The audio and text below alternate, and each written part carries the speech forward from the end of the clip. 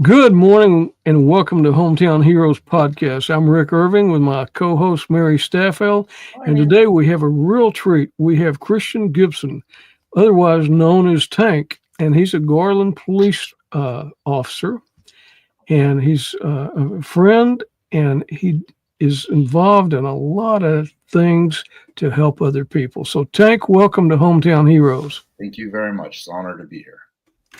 And you've been with the police department about 23, 24 years? Yes, I'm on 24th right now. Okay. And you're a Navy veteran.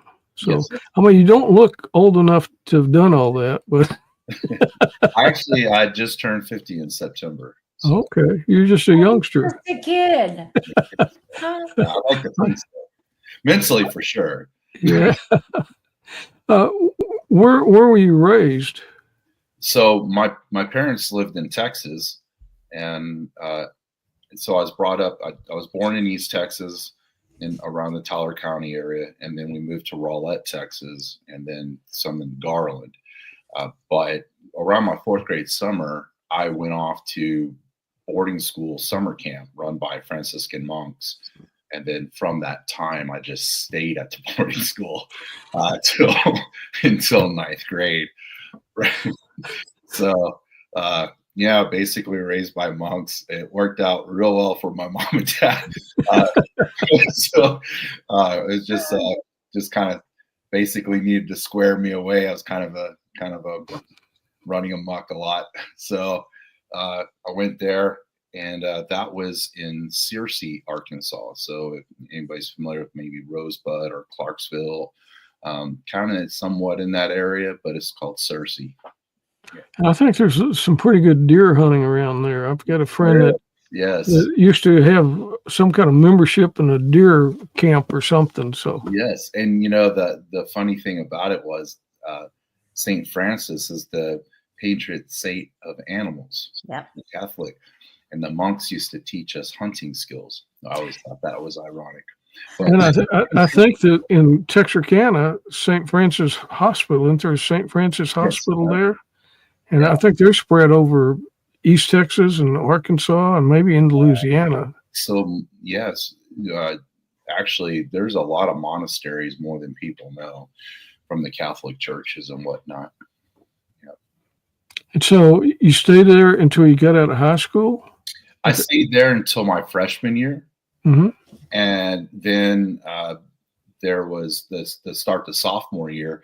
There's a place called Subiaco Academy, which actually you can see that exists when you go on the internet.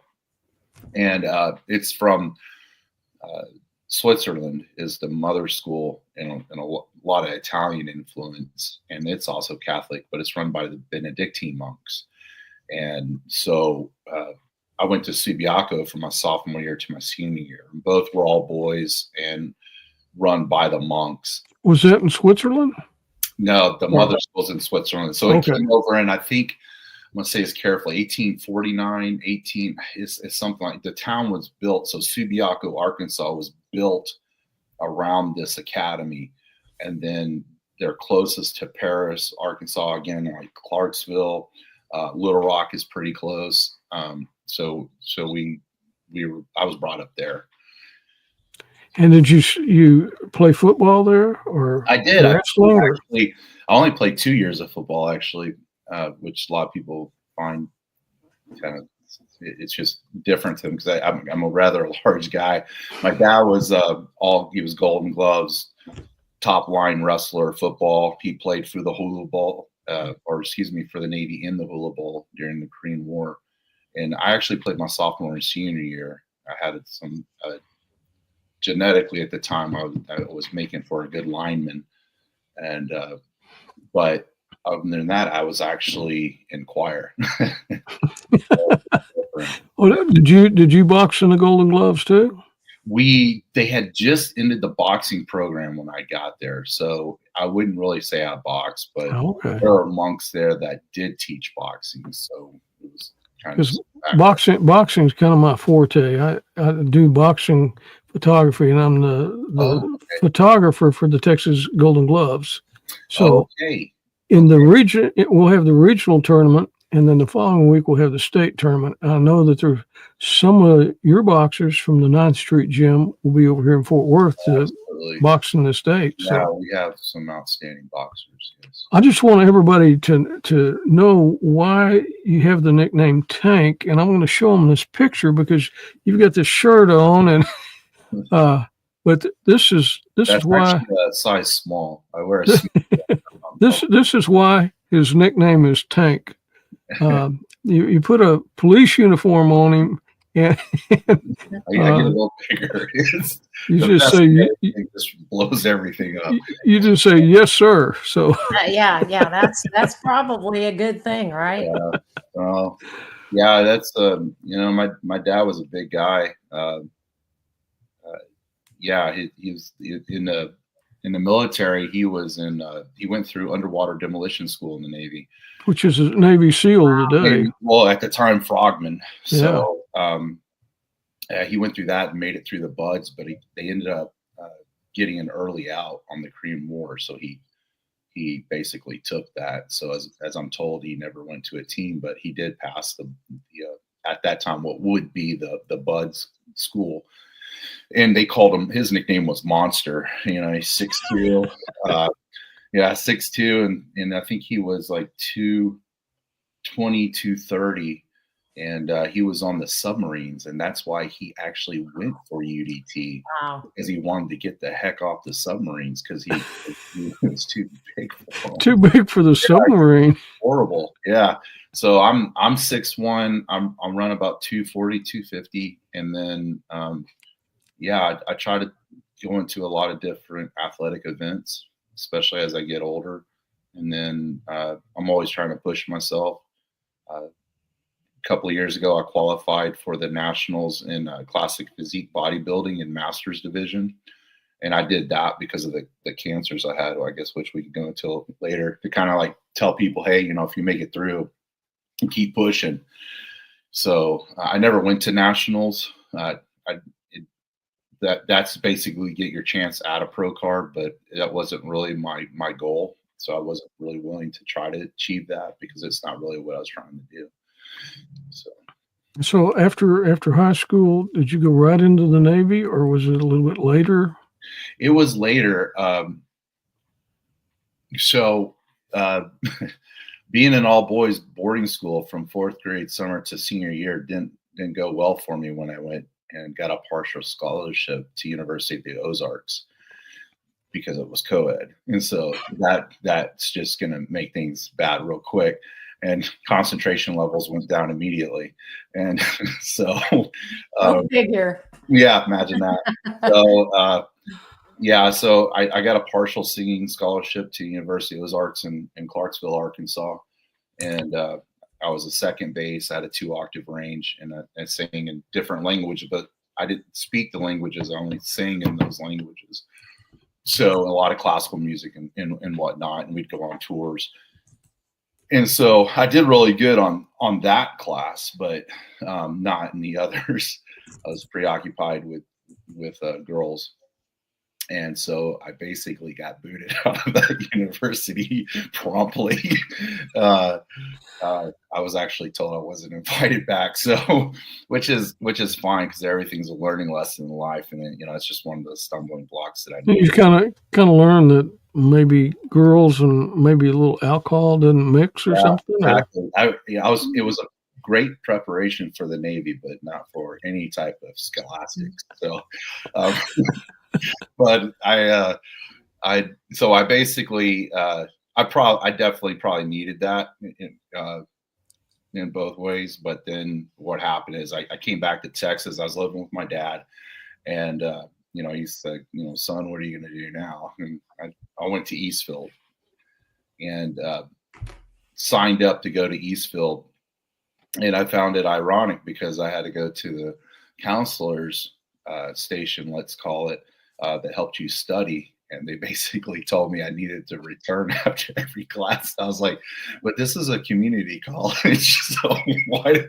Because anyone can go here, so why do I have this stipulation? And after they talked to me real slow and thoroughly, which I caught on too quick. I was like, I'm really not an idiot. I just have too much in my background of my life to tell you what happened there. But I ended up getting getting back up to A's and whatnot, and kind of proving myself that I got this, and kind of somewhat paying back my dad, which would be almost impossible.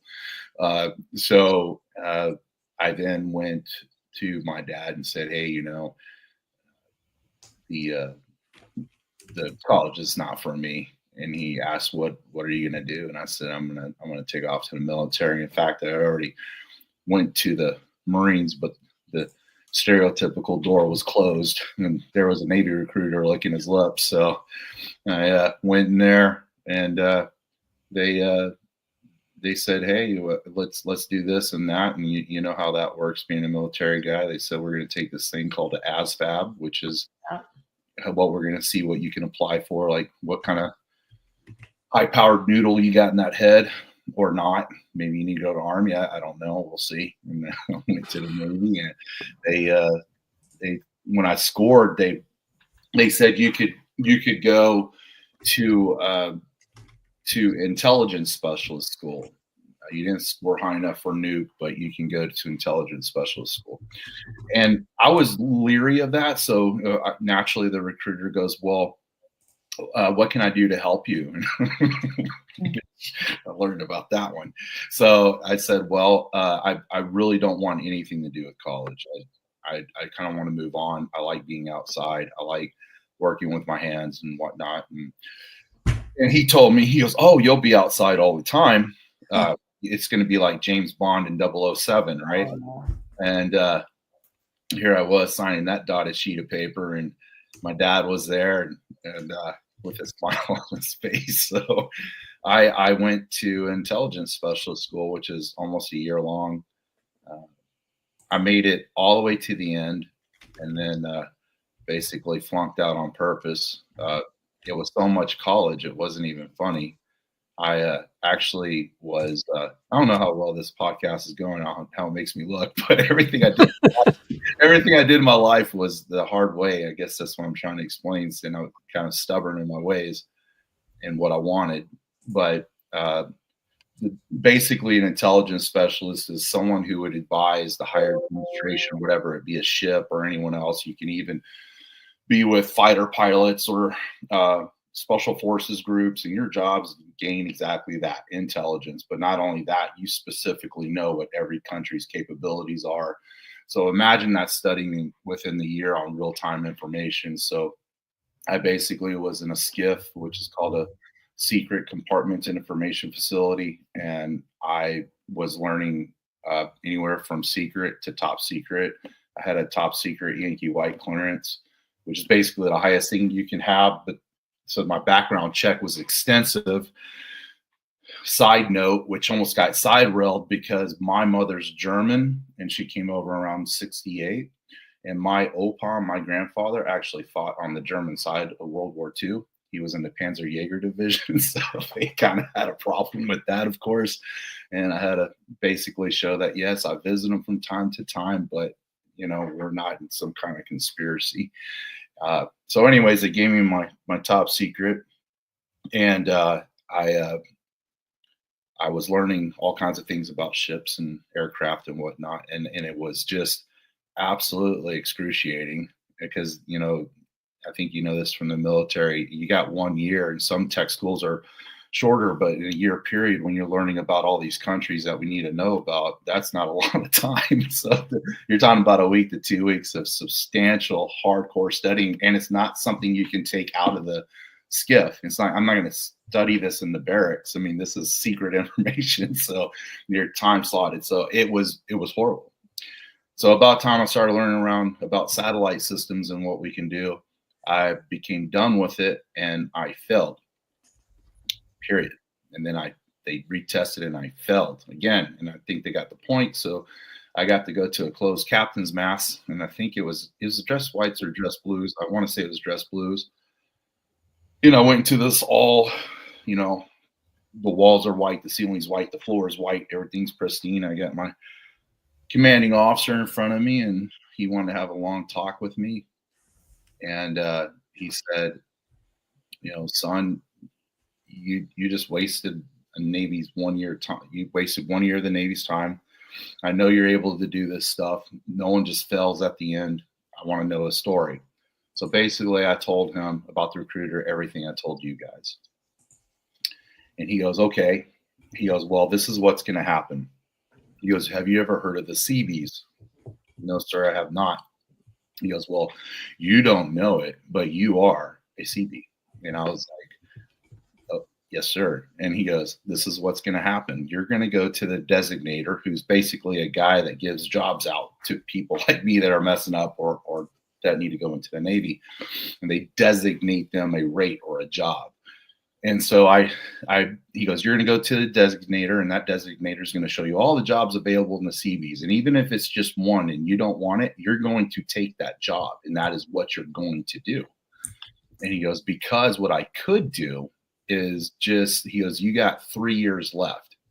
So he goes, I could just have you chipping paint on the ship for 3 years with no job, no rate. Like you're just nobody. You're just painting ships.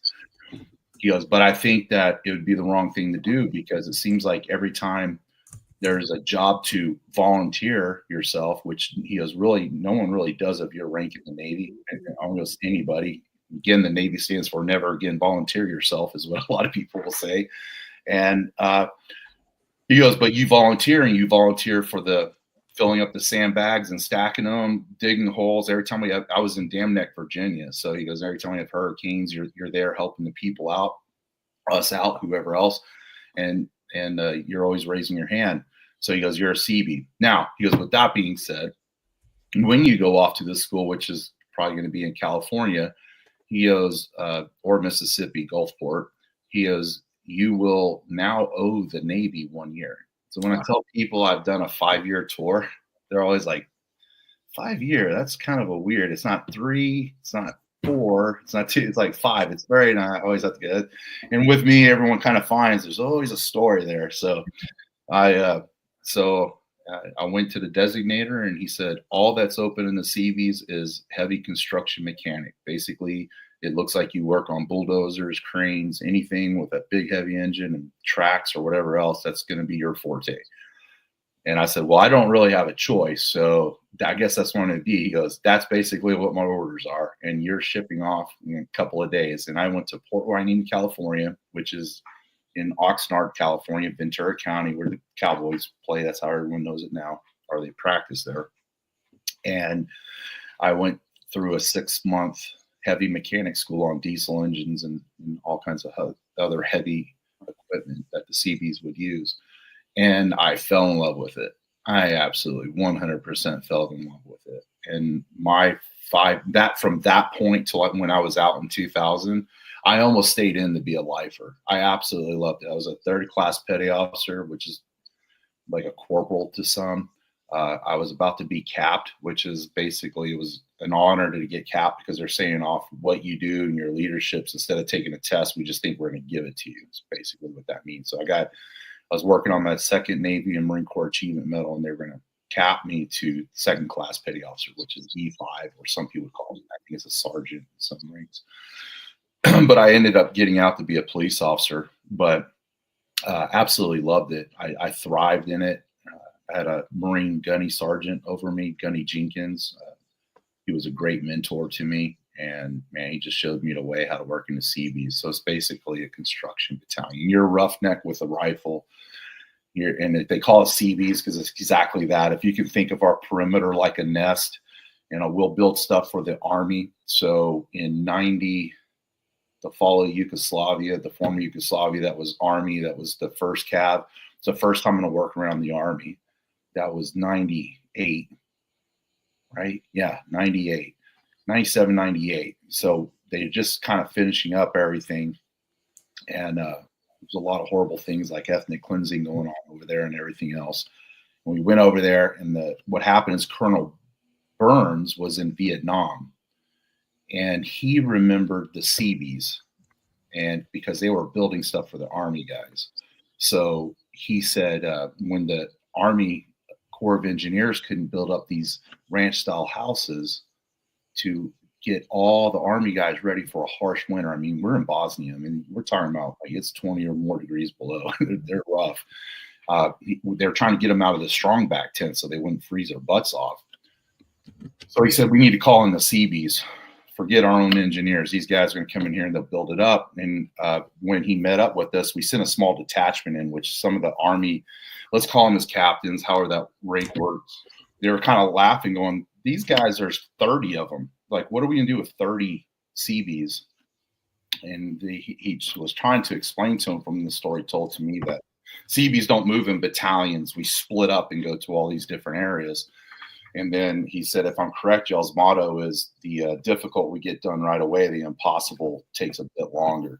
And it's can do. And so that's what we did. So we were popping up ranch-style houses for the Army guys. So if you can imagine, we call it a head. Some people, the Army calls it a latrine. So we're putting your bathroom right in the middle of these really wonderful ranch-style houses. So you can walk around a 6-foot veranda and never get your feet cold.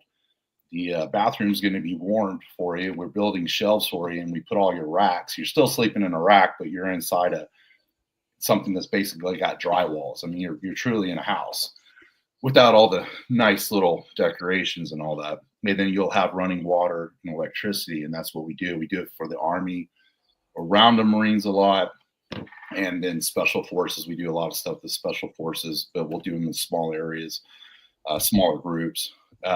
But the Army guys, when we got there, they didn't know what to do with us because they didn't understand how Navy guys were so far inland. They were really confused. And so they kept asking where our ship was at. And I was like, well, man, the Marines have been on the ship more than I have. I wouldn't know what to do on the ship to save my life. I've never been on a ship. I'll never be on a ship. You know, I'm C-130 everywhere I go, you know. And so it was a learning curve, and our acronyms are different. You know, asking them where the galley is or where the head is to go to bathroom was always a head turner. So, that was probably but you're working in the mud, but I mean, I was good at it. I was good at driving the troops, and we just, we kicked butt, and I still am thoroughly in love with the Seabees. I mean, if it wasn't for police work, I'd be in there. I'd be a lifer for sure. Absolutely. So after you got out of the Navy, you just went directly into the police department? I had a senior chief taking good care of me named Senior Chief Christ, and I was in Alpha Company, and I was in Fighting 40, Battalion 40. And it doesn't exist anymore. They decommissioned it, which is sad because it's been in every contingency for the Seabees since our inception. And a lot of people, like John Wayne, made a movie called The Fighting Seabees, which gives a good little Hollywood idea of us. So basically, Senior Chief Chris was a reserve police officer at the Ventura County Police and Sheriff's station. And so he knew I wanted to be a police officer, and he goes, hey, before you get out of the military, especially Seabees, which you're thriving in, make sure you want to be a police officer. What if you went to the Ventura County Police and Sheriff's Academy first as a reserve? So he told me about it. Of course, I bid on it. And so when I was on home port, because we would do 7 months out, 7 months in at the time. So when I was in home port, I went to that academy, and I became the class president of that academy and thrived in it. And I actually had an instructor who was a reserve, who was a Navy SEAL, would beat the holy heck out of us all the time. And I just thrived in it. And I was going to stay in California with my wife. My wife was going to UNT, and then she came. We weren't together the first year of marriage. She came and lived with me. Once she graduated, thank God. We're so opposite. She's golden key holder, cum laude, and I don't know what she was thinking. But anyway, so when we got together, so I tried to warn her. Opposites attract. I was going to say that opposites attract. Oh yeah, absolutely, balance each other out. So I went there, thrived, and then it was actually LAPD came, and then some of the Ventura County was asking to recruit me, and Chief Chris at the time knew that hook, line, and sinker I wanted to be a police officer. And so the Navy SEAL, Officer Nix, he told me, whatever you do, don't stay in California and be a police officer. So that's going to be, oh man, that's going to be getting into 2000. Because don't stay here. He goes, you need to go back to Texas. He was from Texas. He goes, you need to go back to Texas and be a police officer if you're going to do this. And he goes, you just got to trust me. And I said, well, okay. And I did trust him, and I'm glad I did. My command master chief, who's basically God at the time in the military, my command master chief brought me into the office, and he said, hey, I heard you're thinking about getting out, and I need to know something. I was about to award you with your second Navy and Marine Corps Achievement Medal, which was going to cap you to a second-class petty officer, TE5. But he goes, son, honestly, I don't mean this disrespectful, but I'm not going to waste it on you if you're just going to take it and up and leave, which I understood. So he goes, are you going to get out? And I said, yes, Master Chief, I am. And he said, okay, can you pick someone? And I was at the time, I had just got done being in charge of it was called the Detachment San Diego, because I went to Bosnia. I got to stay home port. And I wasn't living on my base. I was living in San Diego, which is a couple hours away, but it kept me close to my wife, who was pregnant and by herself on base. So they gave me that option to do my tour, if you will, my next 7 months, to do at home port. And so we were helping build up some scuba buildings for the SEALs, and we were rebuilding Coronado, the riprap rocks. So everyone sees this big rocks that they land on. We were redoing all those. And that's when I learned about how submariners eat. So I learned about their galley and immediately hopscotched my butt over there for every meal, because they eat like kings. And so I basically decided that to get out. He said, well, pick someone. Well, there was a guy named Oz, and we called him Oz because his name was Zuna Noriega. I mean, like, no one has time to say that. You're out of time by the time your mission's over. So we called him Oz, and I said, well, I'd like, if you've taken my advice, I'd like you to cap him and give him the Navy and Marine Corps Achievement Medal, because he did just as hard work as I did. I was in charge of my mechanic detachment there, but he was my second guy. You have a really good wingman, he's really the one keeping you afloat. So there's no problem shifting it to him. So that's what I did. And I got out and I went back to Texas, and I put all my eggs in one basket, which was Dallas PD, which did not work out well. They basically weren't accepting of me. And so it's another story. So, but I worked in the Centennial liquor stores at the time. And my dad was executive vice president of Centennial liquor stores, but I was never allowed to say who I was, because he wanted me to be treated like everyone else. So, and that's how my dad was. He said, you work from the ground up. That's how you gain respect. You don't work by names. So I was finally moved up from the warehouse to the stores. And there used to be this Dallas police officer who would come in for his beer. And I was working off of Lothar Drive, right by White Rock, and Northwest Highway. There was a Centennial store there, and people would always say, "Are you the cop behind the counter?" And everyone thought I was, but I wasn't. And one day he asked the same thing. He goes, "You could be mistaken for a police officer behind the counter, right?" And I said, "Yes, I've heard that so many times." He goes, "Have you thought about it?" I said, "Well, it's funny you say that, sir." I said, "I actually put all my eggs in one basket in your PD."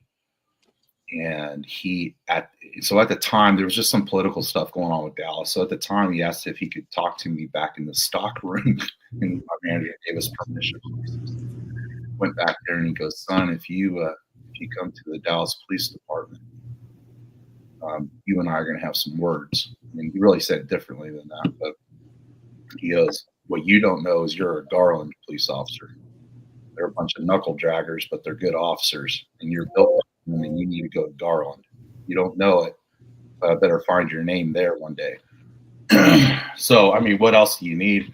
I ended up not being accepted in Dallas anyways. I put all my eggs in Garland, and yeah, just I've been there ever since. Only PD I've ever been at, and great PD. And a lot of the skills that you learned in the Navy, the leadership skills, Yeah, that carried over to your police jobs, didn't it? yeah, absolutely. And if when you apply yourself in the military, I think we both know that the traits that you can get, not only just your work trade, but just learning off people and mentoring them or being mentored. I mean, you can come out there with just probably 2 times the knowledge that and sometimes because of where you're at, it's just becomes part of you. And so, that helped me out a lot. I took off in the PD, and I was in patrol, and I worked all the shifts. I always wanted to at least do 2 years on every shift because every shift.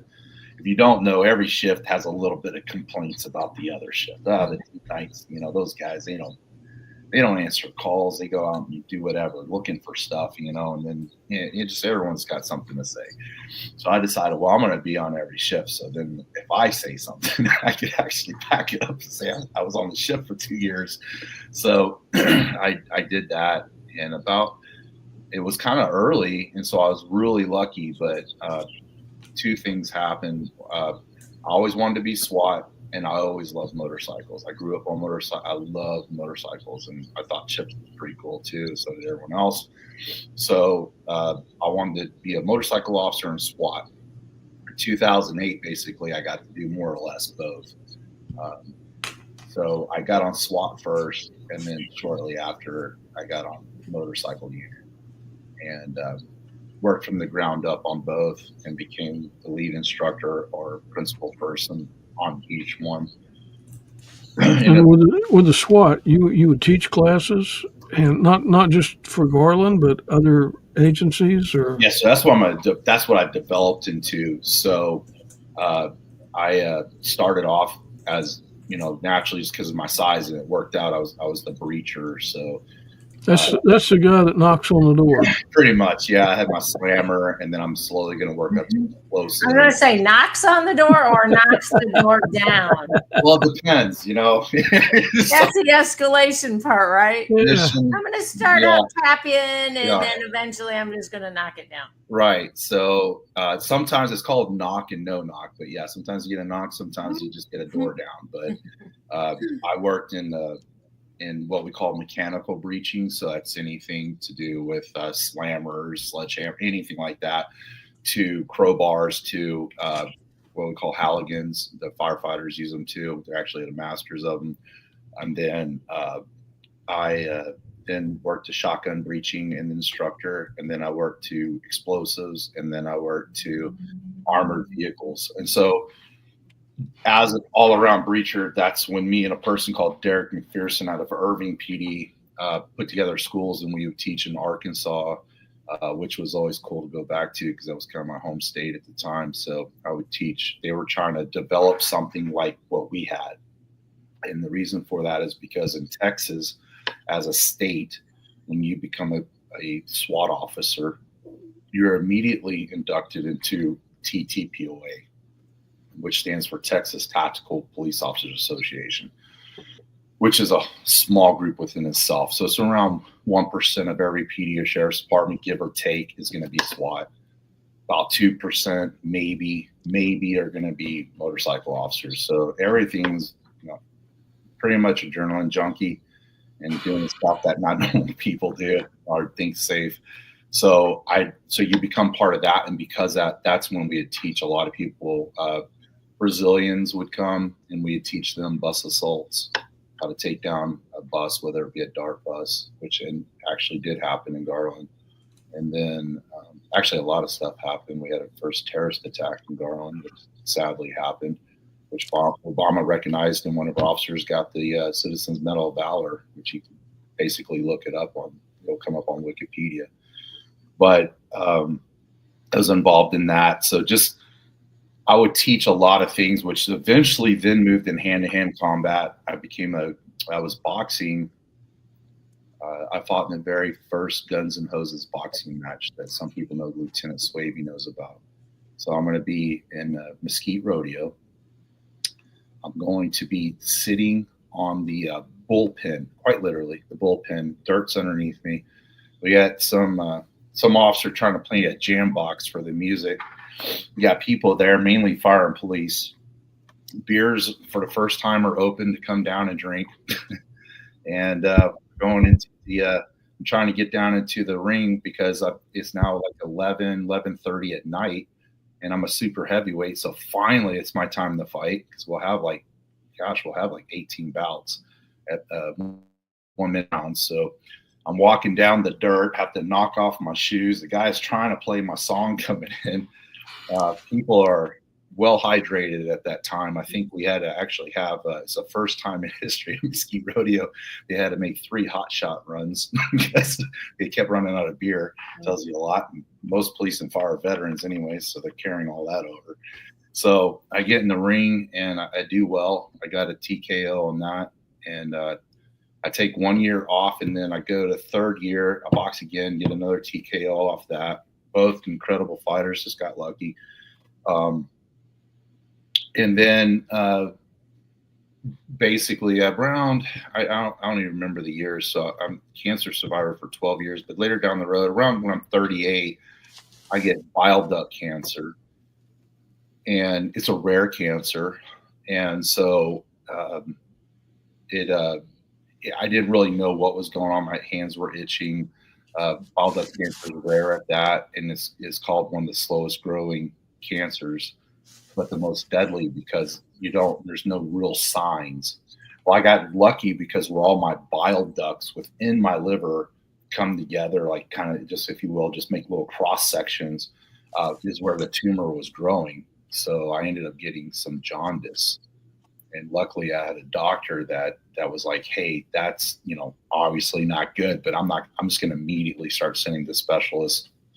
Move on from there. I'm going to have bile duct cancer. I move on to Baylor or Dallas, which is going to come back into play later, because I end up giving a speech on leadership speeches for them. And I get a great surgeon called Dr. Goldstein.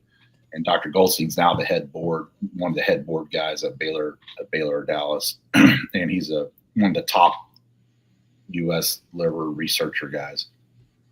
And he tells me, hey, I'm going to have to remove some of your liver, probably upwards of 60%. And we can't go more from 70 and above, or you're going to need a liver transplant. So it works on, I tell work, and of course the police department really helps me out. And I go get my surgery. There's stuff that's just going to go wrong. Any major surgery like that, some infections and everything else. And I ended up being on the 14th floor of the Robertson building in Baylor, Dallas, which is an intensive care floor for transplants and surgeries like that. And come back around. Well, long story short, he's going to have to go back in, which he was kind of upset at himself about, because apparently that doesn't really happen to him a lot. So he has to go back in, and he's going to end up having to take some more. And I stay at about 68% of my liver gets taken. So I'm just like, wow. Mark, yeah. So I get through that. We didn't think I was going to have to go through chemo. Hey, guess what? Oncologist says, well, I'm the professional here on this. This is my wheelhouse, and you are. So I went through about 4 months of heavy chemo on cisplatin and Gipson. It was awesome. I had it intravenously. So some people have a port, and they wanted to do it in straight in my veins first, if you will, like actually injection, like an IV. So I went through that, and that at that time I started feeling real vulnerable, because here I was already about a little more than mid-career in what's going to end up being a 17-year career on SWAT. I was a boxer, taught handy. I mean, it was weird for me to be in that situation, because people at work won't recognize me. So it's in the picture, you saw me as Tank, but they were joking around when they finally actually did recognize me. And these are friends of mine. And when I say recognize, meaning like I'm walking in the back lot or down the hallway, and they're doing all these double and triple takes on you, because they can't quite place you until they see your eyes and get closer, right? So they started calling me Hummer instead because they said I was a Humvee. That wasn't really a big tank anymore. I got down to about 218 pounds. I hit 200 in ninth, so I didn't think I was going to go below 200 in ninth grade. In ninth grade, I hit 200. So I get done with that. And before all this happens, I end up getting hit on the motorcycle by a lady running the red light. She's going to put me up in the rafters. And I nearly got tased on that by a partner because I actually could almost touch the red light. I come down. This is a little segue story as usual with me, but I'm bouncing off the ground. I get up on my feet. Well, the officer across is named Wendy Sheriff, and she's British. And I could hear her in her thick accent saying officer down. And so I look at her and I say, Wendy, it's Tank. I'm okay. And she threw some explicits, which is pretty much her thing. And she says, Tank, I know who you are. You know, as she's like got the radio keyed up, you know, and she's yelling it at me like she's irritated that I had told her that. And so I turn around, I'm going back to the bike, and she thought I was going, and I was upset because the bike's destroyed. So she thought I was going back to the lady who pulled over. And she thought that I was about to go crazy on the lady. And I didn't know this, but I had heard her go, Tank, stop. And I'm thinking like, why is she telling me to stop? And I'm walking up to my bike, which is between me and the lady.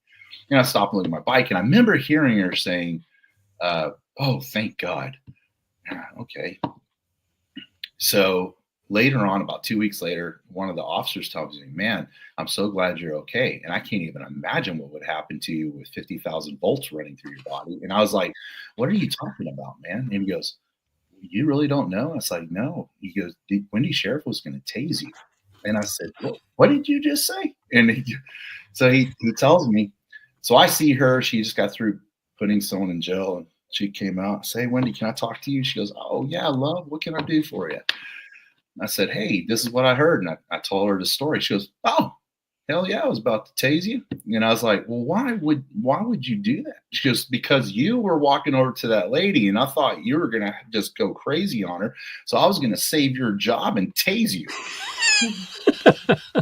I said, so that's how you're going to fix it? And she goes, well, what do you expect? You think I'm going to jump on your back and stop you? Your name's Tank. Like, what am I going to do? That's the only way I know to stop you. So I nearly got tased by my partner. Little side joke. You know, police work is full of comedy. So that was before your liver, your bowel cancer. And I told you that story because of this. So I get done with chemo, and I'm going to move about. My wife says more like almost 2 years. I always thought it was a year, but she goes, it's almost 2 years. And I go back to my, you know, I'm going to the oncologist like every 3 months getting CAT scan. I mean, I'm getting so many scans, it's not funny. So he knew about that. He knew about that accident because I told him, because he had told me, he goes, you got a scar on your left kidney. And I said, oh, that's because this happened, the wreck, but I didn't go to the hospital. So, because I needed to get some stuff done. So he goes, well, we'll keep an eye on it. Well, basically 2 years later, he goes, hey, you told me to always be a straight shooter with you. So scars don't grow. And so I ended up having kidney cancer, which had nothing to do with the bile duct cancer. He goes, you got into something. And I'm thinking it was in the military. He goes, you got into something. You got into something, man. And he goes, you have kidney cancer. So I went to the urologist that he sent me to, and I'm going to end up having to have my left kidney removed. So luckily, I didn't have to go through chemo because the tumor is right in the middle of the left kidney. So I get my left kidney removed, which now ends any type of boxing because no doctor is ever going to put a fighter into a fight in a sanctioned bout. He's just not going to happen. So that's why I became a USA boxing coach. So I can continue to teach how to fight. I did teach stuff to the academy for, I think, 13 or 14 years. I would box the academy recruits. I learned I'm a left-handed, so I was a southpaw by trade. So I learned how to fight orthodox, which means my right hand is my power hand and my left becomes my jab. So I can actually box both ways. So when I felt the recruits out, if it was a recruit that actually knew halfway what he was doing or her, then I would just switch my stance and screw up their whole procedure and take them that way. But the recruits would have to fight me in Garland for at least 1 minute, a couple of bouts, trying to get them ready for the streets if something went really bad. So I went through that and became really good friends with Dr. Goldstein and Dr. McCollum. And before my second major liver surgery, I gave Dr. Goldstein our SWAT coin, and our SWAT coin has a crusader on it. And it says, "We bring order to chaos." And so I handed it to him before the surgery. I said, "Hey, I need you to do this for me. And this is what we say. I need you to make sure that happens with my liver during the surgery. I need you to bring order to it because I got a lot of stuff I need to get done." And he goes, "Okay." Well, he ends up making a keychain out of it. So keys to his car now have my challenge coin on it.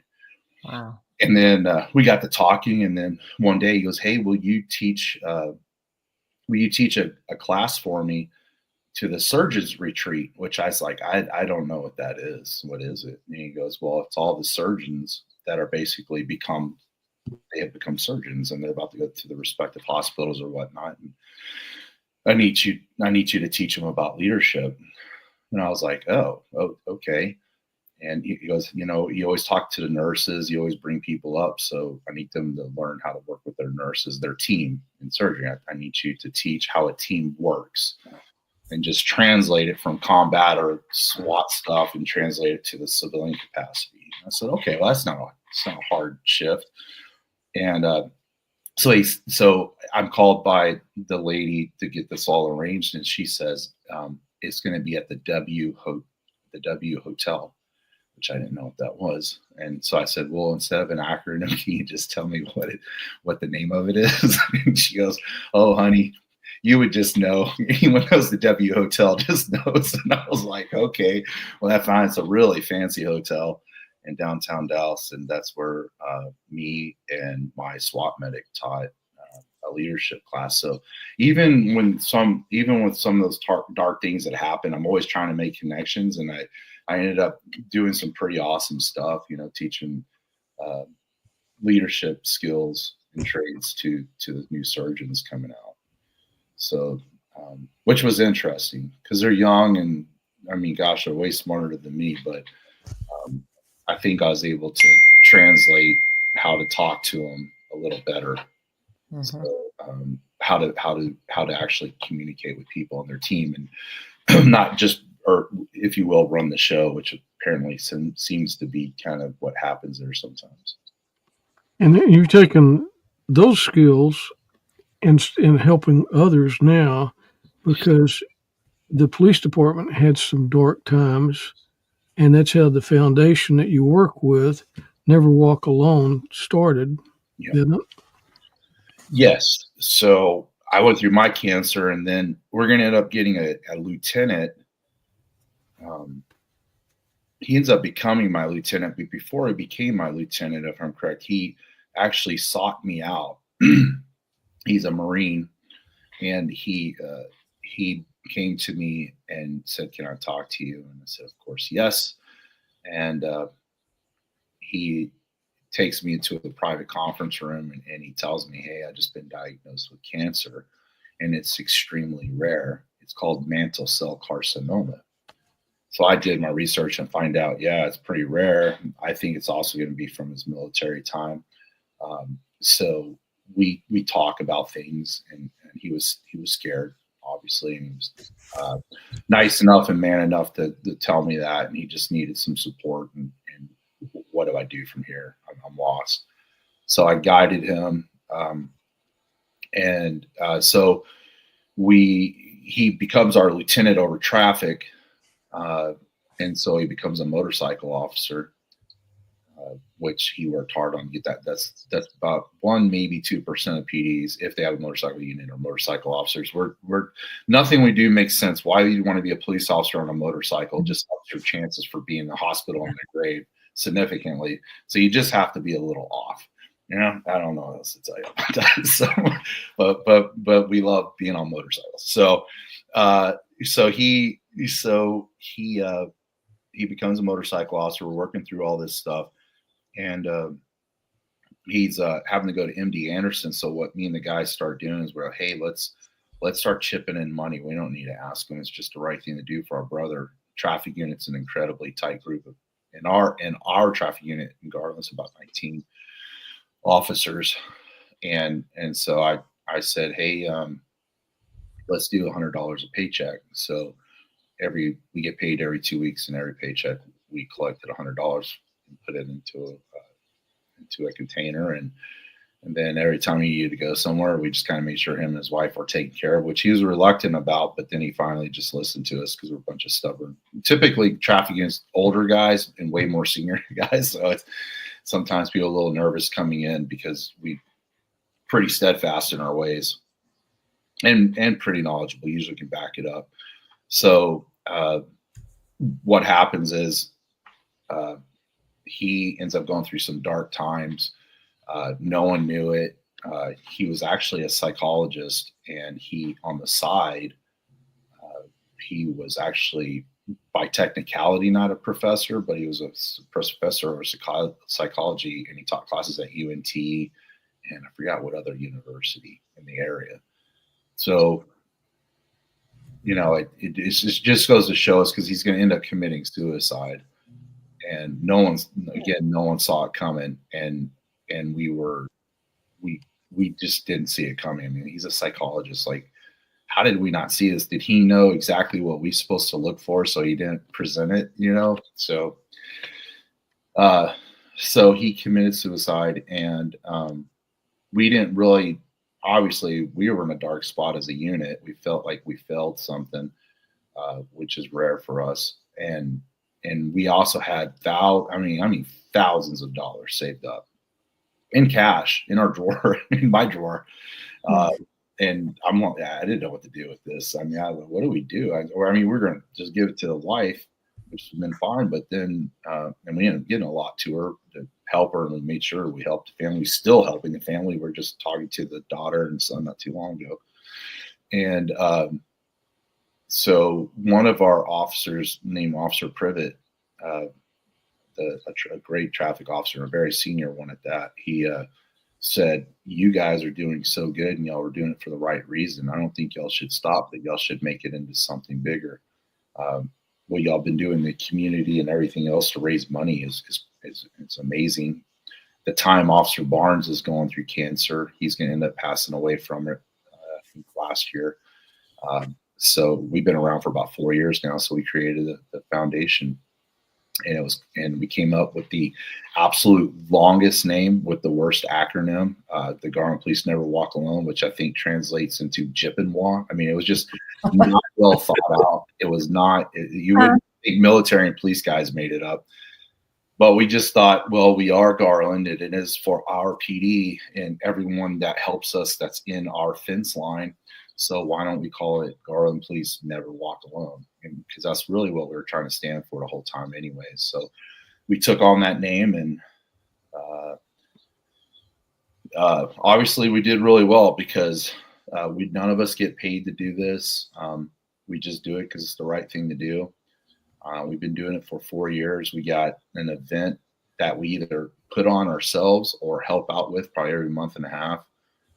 And then all the phone calls and everything to go with that. And then, as I say jokingly, on the side, we're police officers. So we actually get paid. And so we have, we have bosses that we need to make happy.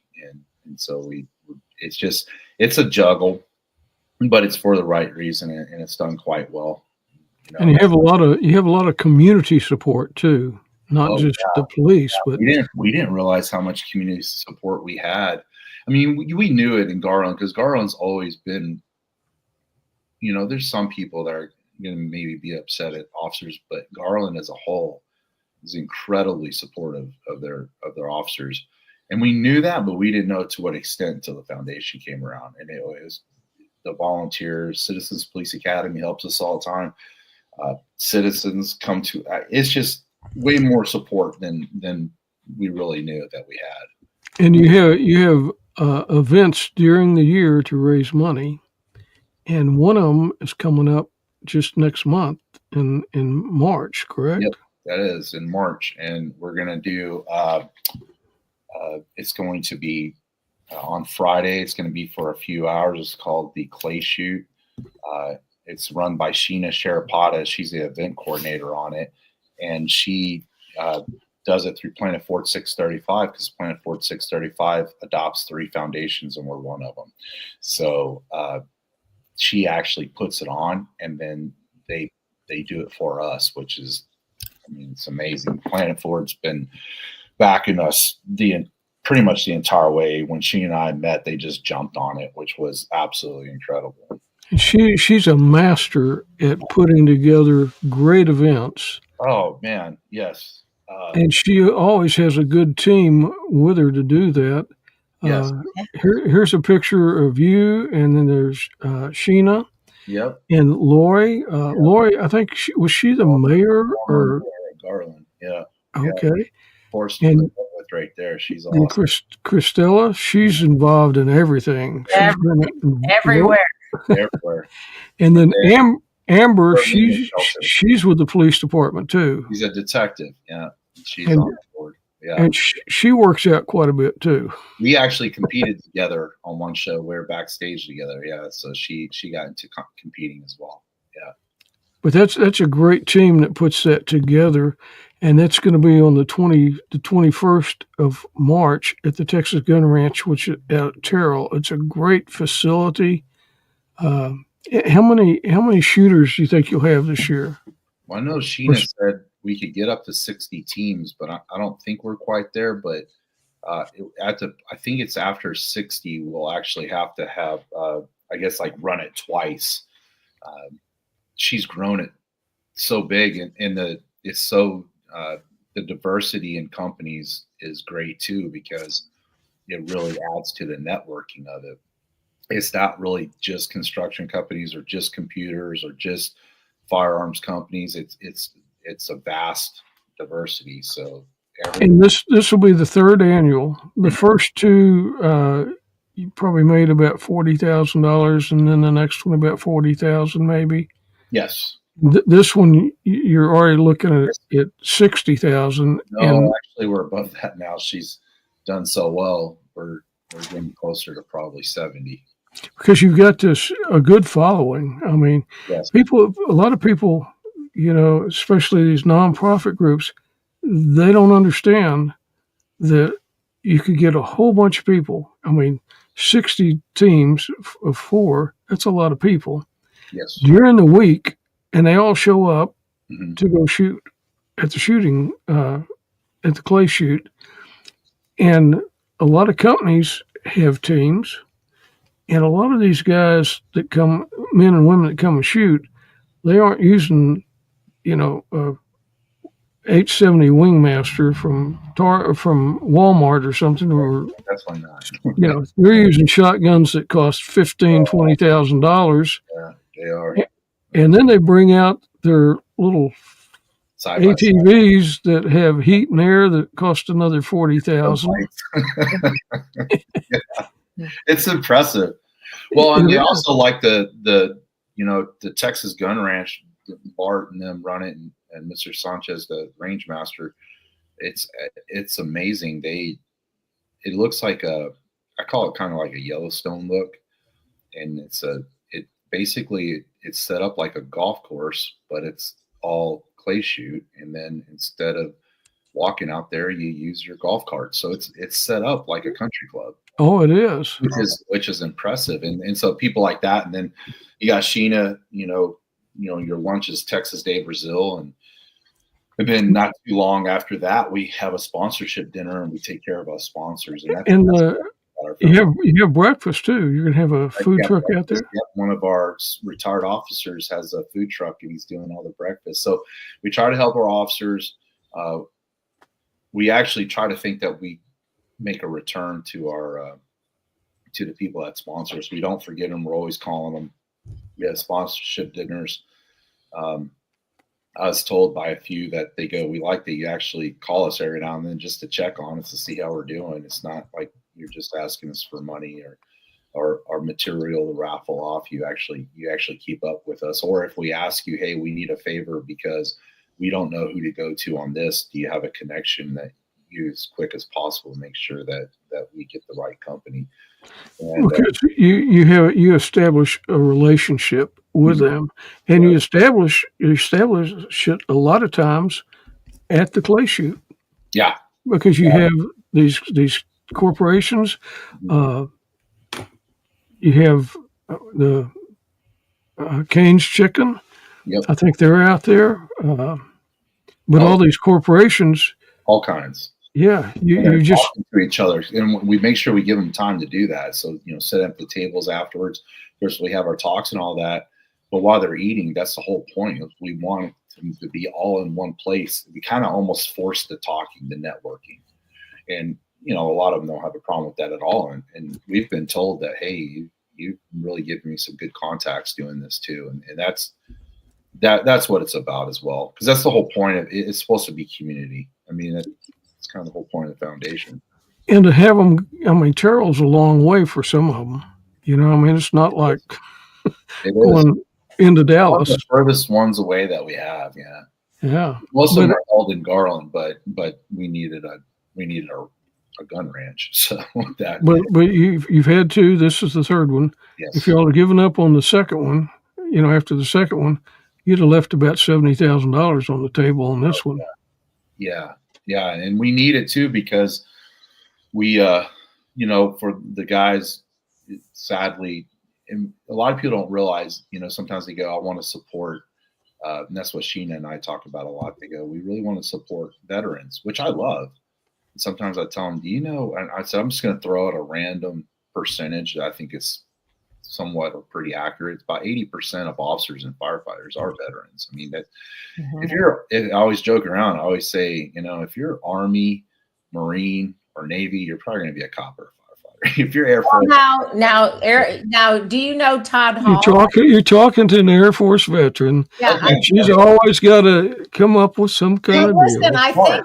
See what I'm saying? He played right into it. But I think Todd Hall went to work for Garland. Yes.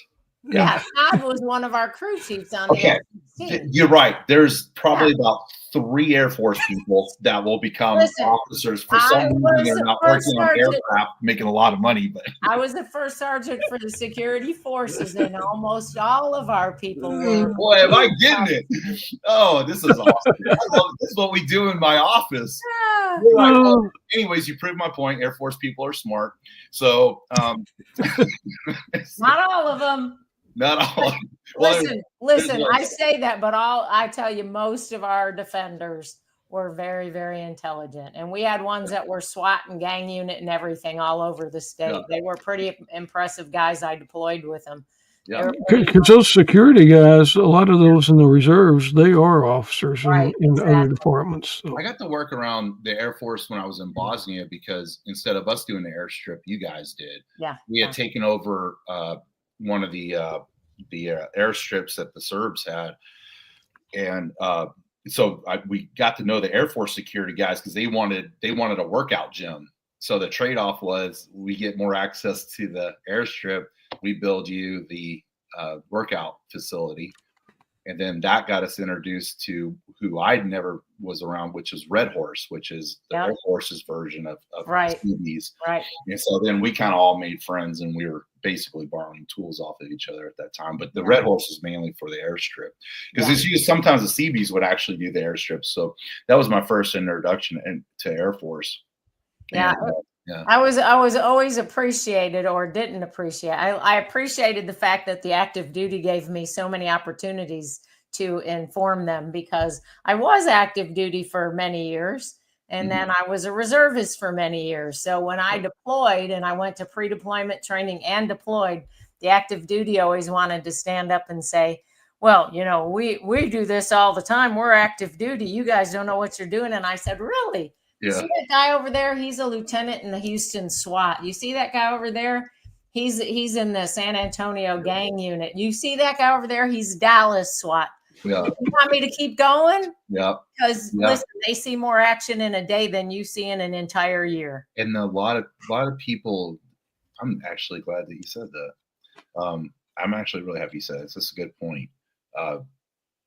Yes, a lot of people don't realize when they helping first responders, they're actually more than likely helping out a veteran. Absolutely. Also, I used to let's make sure I can say this, but I used to work around some of the Navy Special Forces guys that would come over to Dallas area, and Dallas SWAT and us would, if you will, take care of them and show them sites that they could look at and maybe train at. We wouldn't do cross training, of course, because that wouldn't be allowed. But I was talking to one that was over black team, and he was telling me we're having this talk about PTSD, and he was actually the one that got me 100% disability from the Navy, because he would not stop calling me until I started calling the VA to try to talk about the chemicals I was around. And basically, it was a cleaning solvent that I used in the CVs that could cause bile duct cancer. So basically, he's the one that pushed that. So God bless him.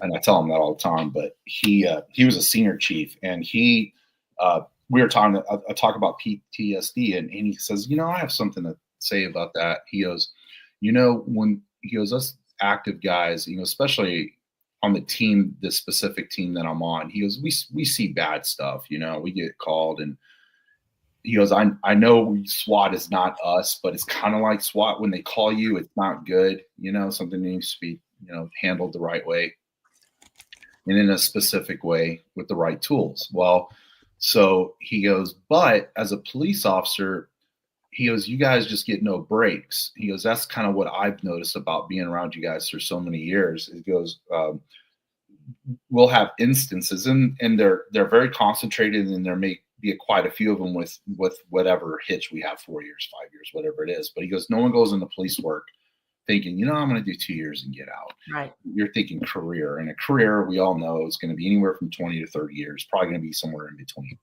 So he goes, the way I look at it is you're already veterans, and even if you're not, you become this police officer. And he goes, and then from what I can tell, if you're really worth your salt and you're really being a street cop, then somewhere around 5 years, no telling all the stuff you've seen already. So he kind of made an analogy. He goes, the way I look at it, it's kind of like if life was PTSD, like if life is a nurse, he goes, she's kind of injecting y'all, got this IV of PTSD going on. You're going to see some significant stuff. Then you're going to go to the next call, and then it's going to be a little elevated. And then you may not go through something big again, but then you do. And then he goes, but this is over 30 years. He goes, let's say it's over 20 years. He goes, a lot of people don't serve that long. So he goes, and that's not including if you're a veteran from something pretty serious like Iraq now. And so he goes, you guys, he goes, I can't imagine y'all's PTSD has got to be off the charts. Well, it just so happens, like you were saying, and working with psychologists and everything else like our foundation does, we're learning more and more about how it is starting to, because my job is in podcasts where they try to just be the guy that'll talk about it. A lot of officers don't want to, which I understand. It's hard for me too, because the public wants to see us as like, you guys got the answers. You're the tough guys. You're not allowed to be human because I need my stuff fixed. Right.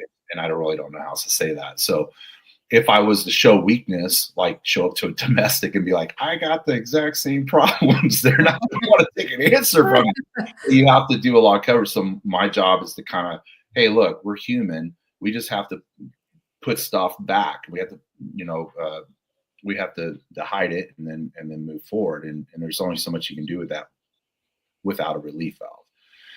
So we started learning, like, police officers in general are starting to become pretty off the charts with PTSD. They didn't really know what to call it, or if they're allowed to have it, because to everyone it was a veteran thing. That's a war thing. And then I always try to tell people, well, but you're at war every day. I mean, more or less. I would call it battles, and then sometimes war, right? So your battles are significant and a lot of them, and then sometimes you'll get into big stuff. We were in the Dallas riots, and some of the stuff we saw. We had the first terrorist attack in Garland. That was a big thing, and luckily we came out golden on that, and no one got hurt. The capacity for something to happen, especially with my background in the military, I mean, that it was scary. It's even scary to think about sometimes what could have happened, but it didn't. In your experience, because you know a lot of officers and departments around the country, are the police departments getting better at helping the officers with PTS? Because I know that for a while, because officers kind of get stuck sometime because they don't want to come forward and say, "Hey, I've got a problem," because they say, "Well, okay, here's a desk job. We got to lock your gun up." Do they do that, or are they good at helping you? It's a good question. A lot of police departments are becoming a lot better at it. So with our PD, we have a great chief who's big on mental welfare, and he sees the need. So we have what's called BHRU, Behavioral Health Unit, and it's these ladies that just kind of watch over the PD and visit different divisions. And some guys open up to them, sometimes they don't, but they can kind of, in a crisis situation, hurt someone that had a hard call, or they're just doing a checkup on the unit. Also, we made a room called the War Room, which is Wellness and Recovery. We were going to call it Recovery and Wellness, but we didn't think RAW would be a great acronym, and we already messed up on the first acronym. So it's called the War Room, Wellness and Recovery. And so what Chief did is he had a room reconstructed, took some walls out, and he has a room that we basically made look like a nice house inside with wooden floors. So you're, if you will, out of the PD in your head. And he made, we have like focal walls of moss. We have $30,000, and this is all, by the way, community sponsored all this, $30,000 massage chairs. We have decompression sleeves. So really it's for physical and mental recovery. So you go in there, we have music going that's real light and just steady. We have the lights have been changed out from business lights to focal lights with dim blue in there. One, because we're police officers and blue happens to be a cooling light. We have red light therapy beds in there.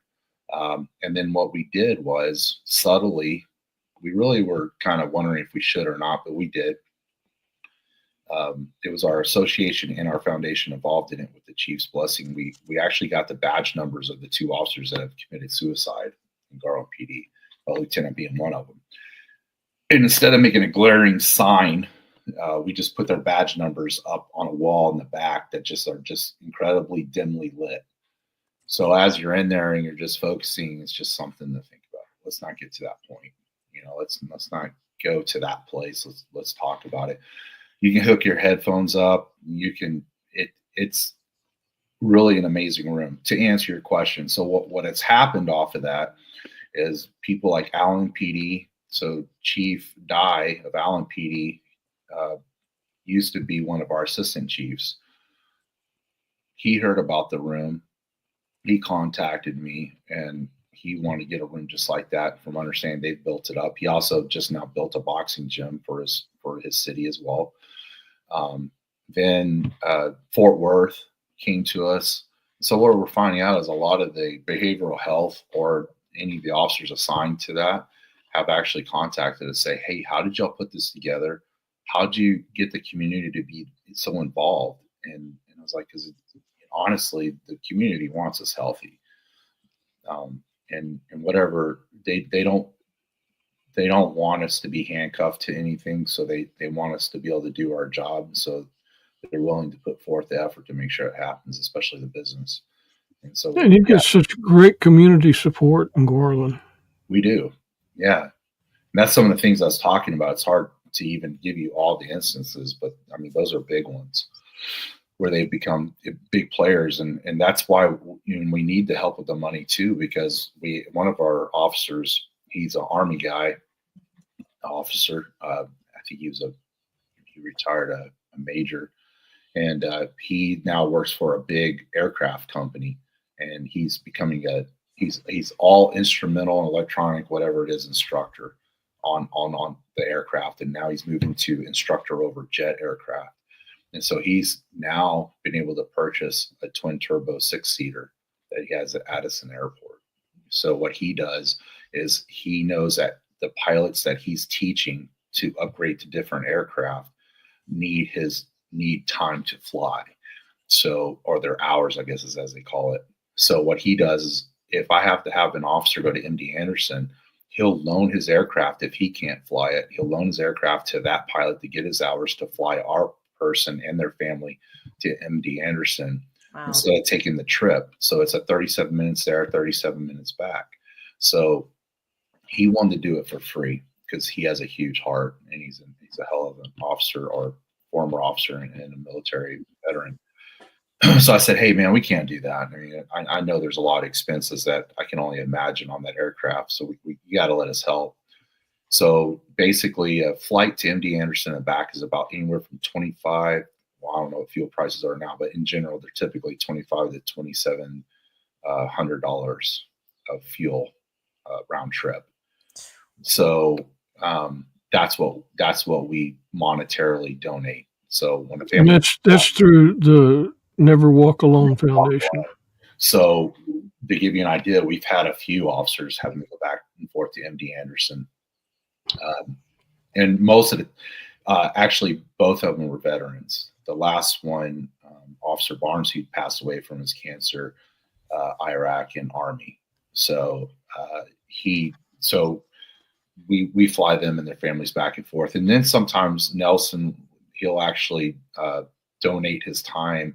If we do a raffle, he'll say anywhere in a 2,000-mile radius, I'll fly someone to dinner.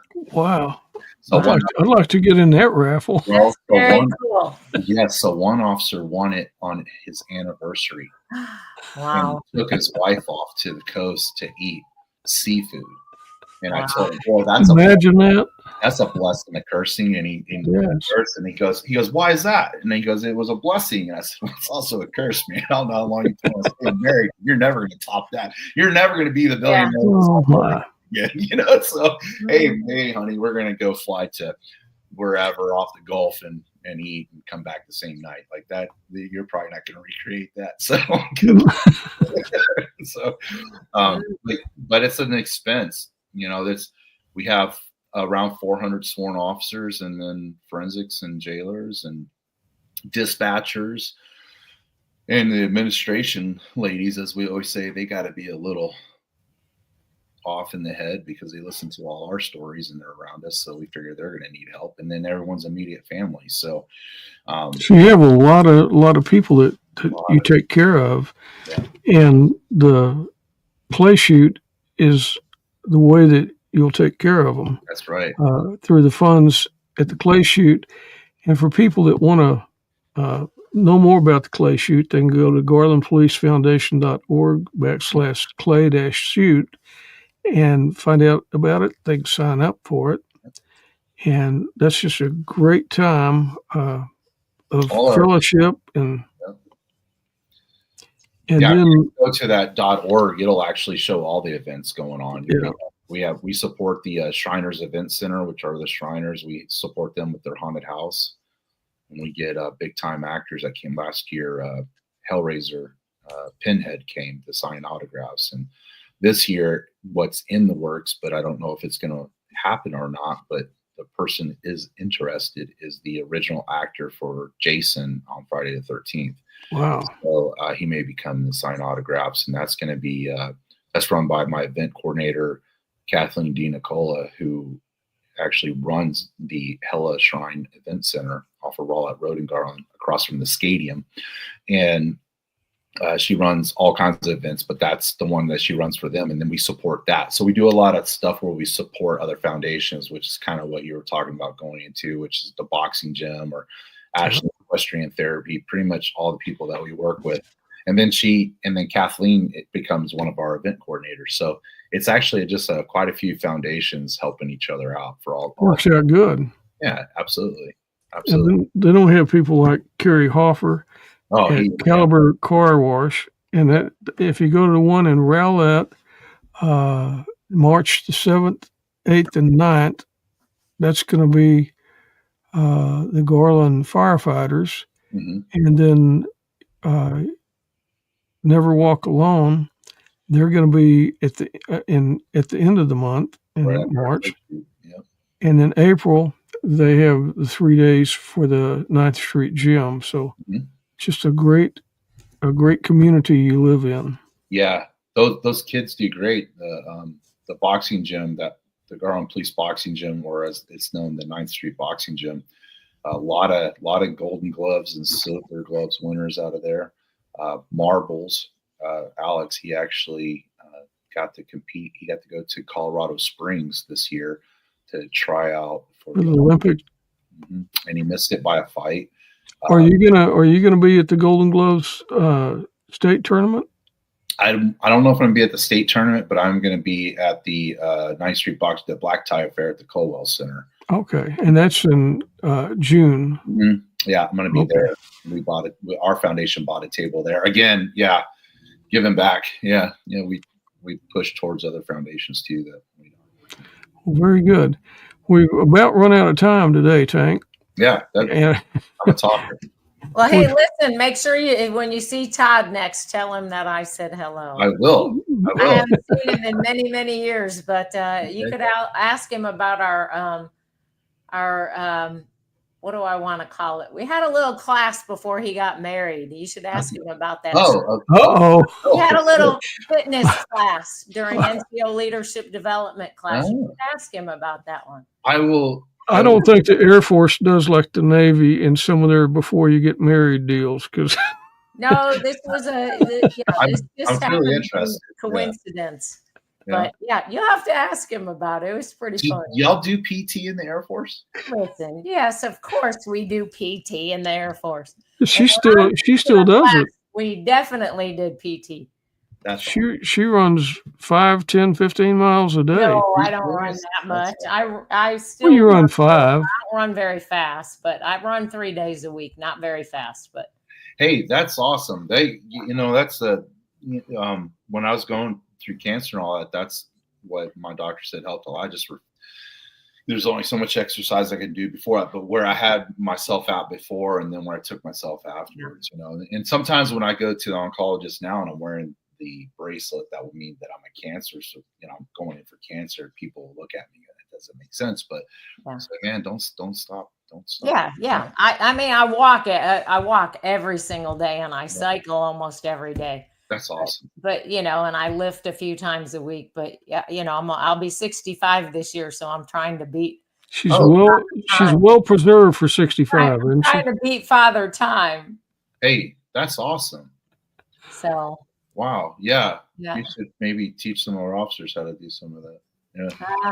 I always made them do it during NCO leadership development course, and it just happened to correspond with I think it was like the weekend or so before Todd got married or something like that. But okay.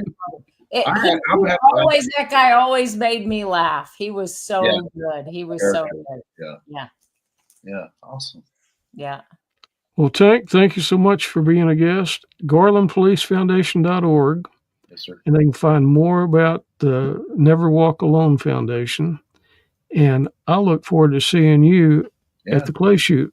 I'm sorry it took so long for me. I promised you I wanted to do this, and I appreciate you reaching back out to me. It's been I'm glad that we got to do it, because you're a great American. Oh, well, okay. Thank you. You guys too. I appreciate that. Thank you.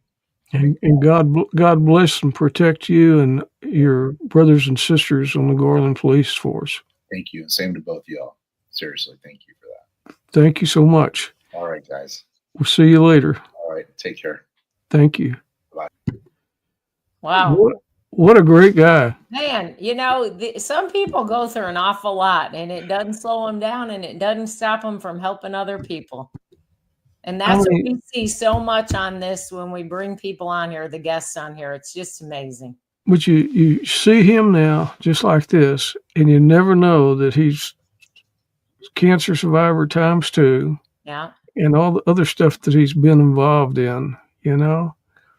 And to keep giving back and keep giving back to the community. Just a remarkable individual. Yeah, and he's a good reminder for a lot of veterans. A lot of veterans will end up with some kind of a malady later in life that they may not even think about. They may just think, well, I'm just getting older, or I was predisposed to it or something. But, if you come down with something that you think kind of has that little bit of a, I wonder where this came from. And you were either worked around like he did certain chemicals, or you were in one of those areas that had, burn pits and that sort of thing, then you definitely should address that. Don't just say, well, it's probably not related to my service, because you just don't know. And if it is, if the government through your military service helps you get that illness, then the government needs to take care of that illness. So don't be afraid to go talk to somebody at the Texas Veterans Commission, or like in Tarrant County, the Tarrant County Veterans Office over there off of campus in 20 by the VA clinic. The VA itself, I have just found that it's easier to go through these other entities and let them do the work for me. But combined arms, I think they can Texas Veterans lead you through. Yeah. So there's so much help out there that you should at least go down that road. So people should go down that road. Definitely. Absolutely. Yeah. And, at the stock show, we had Military Day, and then we had that Veterans Expo that our friend, County Commissioner Manny Ramirez put on. Mm-hmm. And I think that was probably one of the most successful veteran expos that I've seen, because we had so many veterans show up, and there were so many organizations that had such good information for them. So I think everybody walked away a lot better and a lot more knowledgeable than they did when they came in, for sure. So. Yeah. And that's the second year that they've done that. So people should mark their calendars, because I'm sure that they'll do it again. It'll probably be even bigger next year, but on Military Day at the rodeo. Now, here's the thing that we did, I never even thought of communicating, because it just seems to be one of those things that you have to do. But when you go for the rodeo, there is an expense for the parking. So some folks were a little caught off guard by that, and they do give you a $10 voucher for a meal.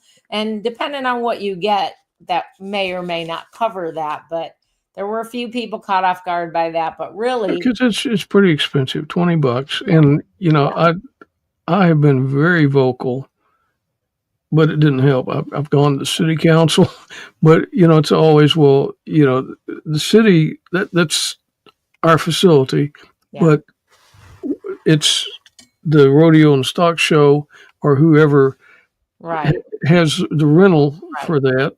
It's their deal. So yeah, but I think for the services that you get at that, and it's if worth you're it. Going to be there and go to because you don't just have to go for the Veteran Expo. The whole event is free that day for you. So make a plan of going for the day and go explore everything else that the stock show has to offer. And so then that $20 doesn't seem so much, but they were registering people right there on the spot for the PACT Act. And a lot of people are having trouble getting registered for that. So they were doing that. They're helping, to your point, that, you had so many organizations out there. You could get your questions answered. And in one place, you could get them all answered. So I think folks should mark their calendars and just plan on that for next year. And I was fortunate enough, they had a drawing, and I was fortunate enough to get a light therapy system from Light Up to Live. So, that's a real benefit of going there, because they had a lot of nice door prizes too. Right. So. Right. Really, really good. But this was a busy weekend. I don't know about for you, but we had a group of veterans that were recognized out at the Supercross out there at Jerry's. That was last night. That was the 22nd, Saturday. Yeah, last night. Did you go? No, I was at the Cowtown Warriors ball. So, we had Clint. So this year, the Cowtown Warriors were at the Veterans Expo. That's the first year they were there. And we've had Clint on the show to talk about Cowtown Warriors. And, that Cowtown Warriors ball is it's incredible. And they really know how to do it right. And Don, of course, sings the national anthem at the beginning, and he closes it out with God Bless America. Now, they keep going partying all night. Not me. They're probably still partying. They're probably still. You're right. A bunch of jarheads out there, and a lot of Marines, but there were, Air Force and Army, and there was other branches, and there are civilians, people that never served. speaker was really, really good. I think he was the 37th Commandant of the Marine Corps. And he was really good, and he lives in Dripping Springs, so he was really good. But they really did a lot to recognize everybody in the room that helps Cowtown Warriors, and it's good to get their mission out there. But I was having a conversation with one of the folks that I have met before there, and he's with the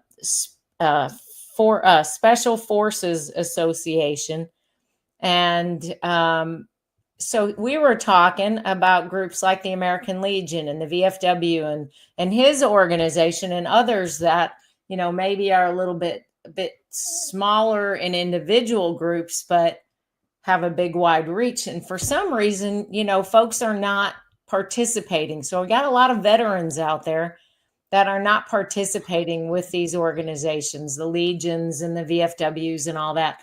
And, I would just say to veterans, if you're out there, those are not everybody can be a part of those. And it's a special honor to be able to do that. And they're lobbying for you in Congress and everything else. So, people should take another look at those organizations. Especially the American Legion and VFW, because I think so many times older people like me think, it's where a lot of people go to smoke.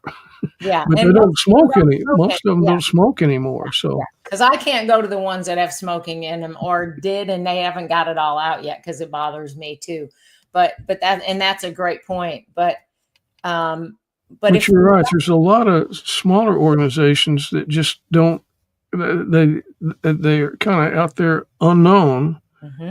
And that's one thing that we help in our podcast.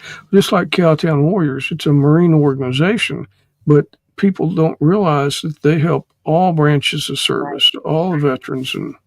Exactly. And I think that if we don't start to support some of these, then we're going to wake up one day and they're going to be gone, and we're going to wonder where they went. So, and I know sometimes when you go into some of them, they can seem a little cliquish, and it may take them a time or two of you going for them to get used to you, but don't give up. And it gives you something to get out of the house, get going, living life. Don Graves was there singing the national anthem, and God bless short of 100 years old, a couple of months. So get out of the house. Absolutely. And they can get out of the house if they made reservations for roll call. It's going to be the 28th of March, and probably all the reservations are gone, aren't they? Yes, it was Friday. This Friday is our luncheon, and Carl Monger is our speaker, and we are full. Now, I have a few people that accidentally made a double reservation, so I have about 5 seats left right now that are open. But if somebody really, really, really wants to come, they can email us at info@roll-call.org, or call us at 817-507-5879. And we will see if we have a seat, somebody canceled, or we still have some of those duplicates left, and we'll get them put in there. But so we have about 404 people in so far that have contacted me. 475, 480 people? 480 is what we have signed up yet, right? Okay. Yeah. That's a big lunch. It's a big lunch. Yeah. And Brenda feeds the multitudes. She does. It's crazy, isn't it, how she does that? Yeah. And we've got to remember her family, because her mother passed away last week. The funeral, I think, is going to be Wednesday. Wednesday at 1. And her mother was very instrumental in helping raise me. So, and Brenda. Yeah, I thought of you, and Brenda and her whole entire family, her siblings, her grandchildren, her great grandchildren. That Blanche Miller is the name of Brenda's mom. Her great grandchildren. All of them have served at luncheons. That's right. And over Brenda has been doing this forever, and we can't thank her enough. And we lost, we don't usually talk a lot about the relatives of our folks, but, and then we, unfortunately, a couple of days ago, lost our Vietnam veteran, Chuck Keir, who has been a part of roll call ever and a super supporter. And his daughter Sharon has been beside him, taking care of him for several years. Came to all the luncheons with him. Of course, I tell her she's still part of the family and she can still continue to come. We have several people like that. Right. Yeah, we do. So it's a family. So if anyone's out there looking for a family and you want to have lunch, and we have other opportunities like the Supercross came up, and we just started calling veterans and saying, hey, you want to go? Those things come up during the month and we get veterans out of the house. So get out of the house and get active. Well, Mary, it's been a great podcast today, and we just thank Tank for being there. We need to get him to come to the good side of the Metroplex sometime and visit us at roll call. Yeah, absolutely. And kind of brush shoulders with a lot of other veterans. And we've got some CBs there too. So yeah, we do. We got probably have some Red Horse guys too. They could all get together and talk. They can. Yeah. Well, thank you for everybody that's been a part of this, and we'll see you next week on Hometown Heroes.